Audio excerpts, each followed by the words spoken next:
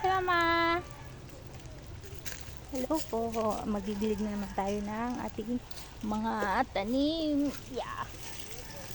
Kailangan dinidilig kasi sobrang init na ngayon. Kailangan dinidilig lagi yung mga halaman. Mama? Para ma-refresh din sila. Na? Kailangan din nilang alagaan. So, mabuti na lang dito. Malapit lang yung ihiban. Yung sa fish pond, doon na lang kami kumukuha ng pang-igid para pang diligdit sa mga halaman. Come kuya! Come Jaya! Come!